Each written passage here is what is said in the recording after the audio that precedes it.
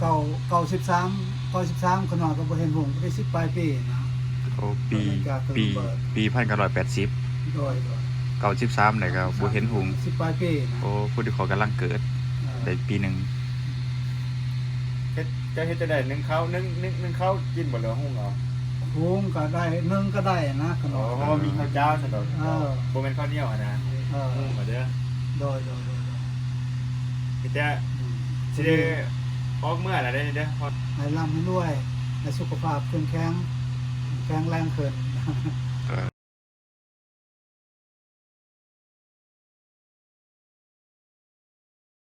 จัมโบ้กูยังอีกเป็น3ชุดอยู่เด้อ4คุณต้องมีเลยโอ้ใส่เสื้อคนที่ใส่เสื้อคนมีกินบ่ขนมนี่สั่งน้ำนี่เอามาจังได๋บ่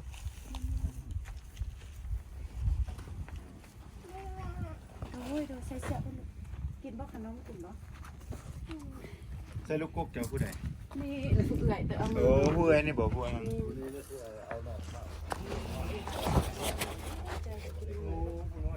เจ๊เลยนะเดือดเต็ม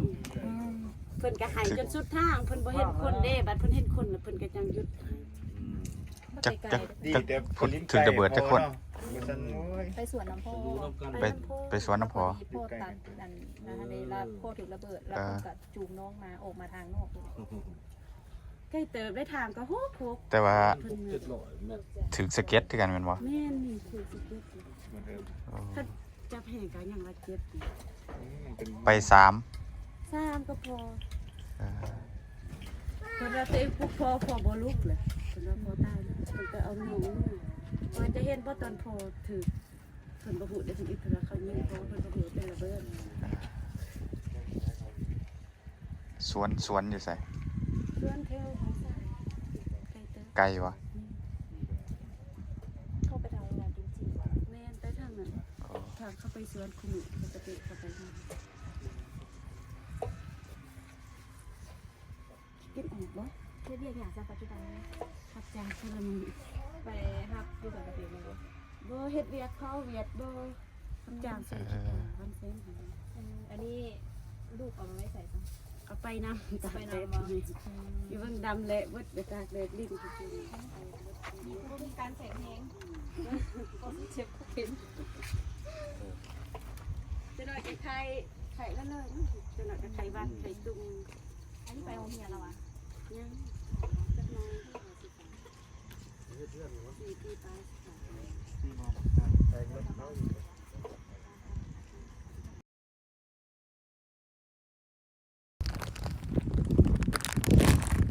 ขนม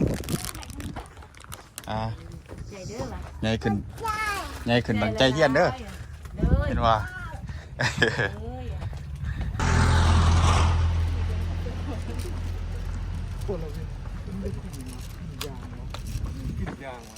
ไม่ยังเหมือนกลิ่นยางแมนแบบคือยางพารานะแมนหรือว่ามันแห้งป่ะมาปีทั้งมันอยู่งานเนาะเพิ่นมาซอยบ่กว่า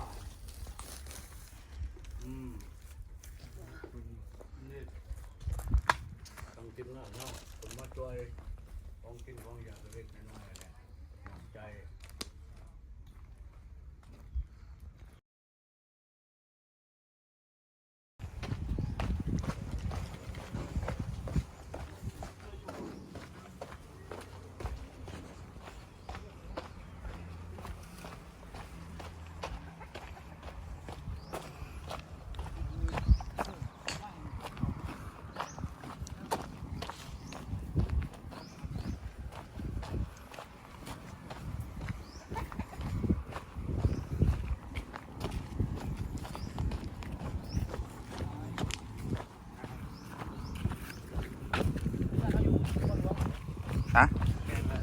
แมนอยู่เวียงนะสวรรค์แม่จะอยู่เหรอ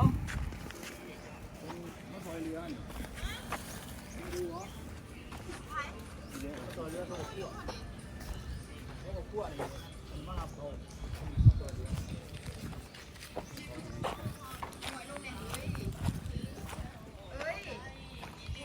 ทายเบิ้งทุกคนเบิ้งหลูมาใส่เบิ้งก็ซอยเรือนี่ผมคั่วทุกอย่างนี่คุณ โอ้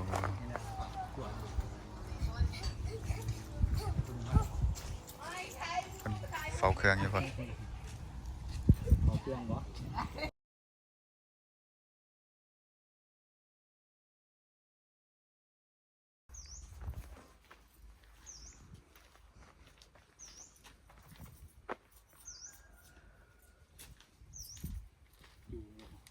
มีคนดูอ่ะ อันหนึ่ง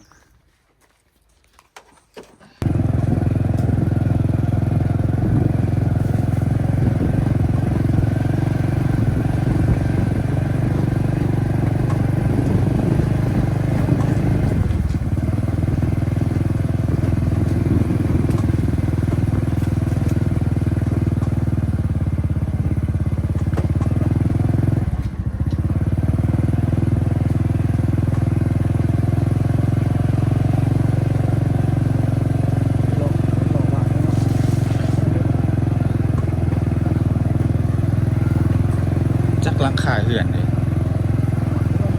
กลุ่มละลุ่มละลายเพื่อนละลายโซ่โซ่หวาน หวานไงเติมเนาะ โซ่หวานตัว